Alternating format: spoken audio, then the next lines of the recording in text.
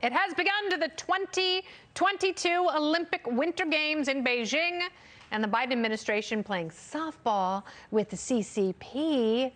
When recently asked if he'd support a diplomatic boycott of the Games in February, President Biden said he's considering it. But how many more human rights must China violate before Biden finally takes a stand? And is a diplomatic boycott of the Games a strong enough message to send to the Chinese government? Joining me now, townhall.com political editor and host of the Guy Benson Show on Fox News Radio. He is Guy Benson. And you are here, Guy. Welcome back. Hello. Hey, Kennedy. Happy Thanksgiving. And to you as well. Thank you so much. And to your family, your gorgeousness. So let's discuss, because a diplomatic boycott basically means that Joe and Dr. Jill are not going to go over to China. I don't think anyone is crying about that. I don't think that moves the needle.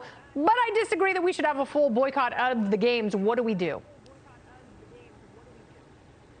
I think the diplomatic boycott is the absolute bare minimum. And I go back and forth on this because Senator Ted Cruz, for example, made the point we don't want to punish the athletes. And many people have said this, right? People train their entire lives.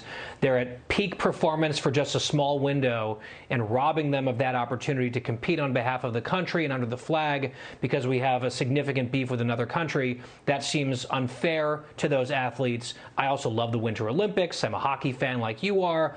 People want to see these games go on. However, this is where I really have trouble stomaching this.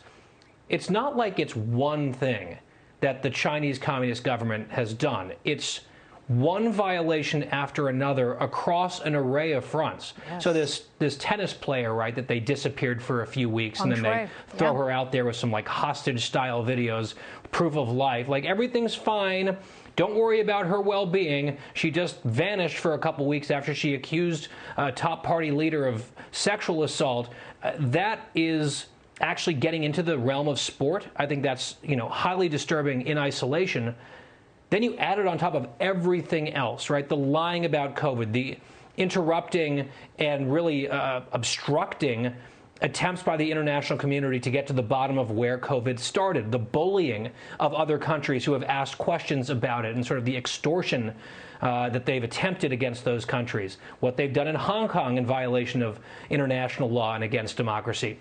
The genocide that they are conducting against Uyghurs with concentration camps and slave labor and systemic rape, forced abortions, all of that. Ew. And then you add this plus, Taiwan saber rattling and building islands in the South China Sea and Tibet. I mean, what can China do at this point that would make the international community say, you know what, we are not going to actually bestow the most prestigious event on the global stage unto you? I mean, they've been as bad as you can get, short of, Soviet Union level stuff or, Third Reich level stuff, without the international community really doing very much, even batting an eye for the most part. So to wrap around here, I feel like the diplomatic boycott feels like a slap on the wrist. I don't think it really affects the Chinese government at all. It's not even a loss of face. It's not a loss of revenue. It's not a loss of prestige. So what do you do beyond that? You put pressure on the punishing IOC. The athletes? I don't know that there's a great solution. Yeah, you put pressure on the IOC to move the games, and they should have done that. None of these issues are a surprise. None of them are recent, correct, except for COVID.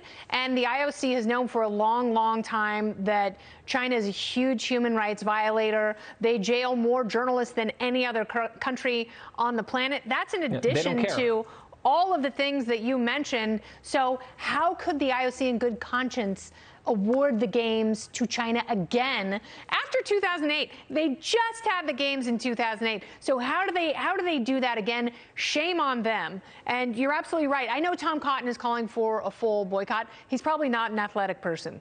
And Ted Cruz is right here. We can't punish the athletes just because the commies are murderous, horrible people. You know what could probably have an impact and create some of the loss of revenue and some loss of face and actually bother the CCP is if there was some sort of economic boycott of sponsors and that sort of thing, American companies and Western companies taking a stand saying, we don't want our brand associated with the games that's being a set of games that's taking place in a serial human rights violating country. But that would require corporate America to actually stand up to the Chinese Communist Party, which they do not do almost ever.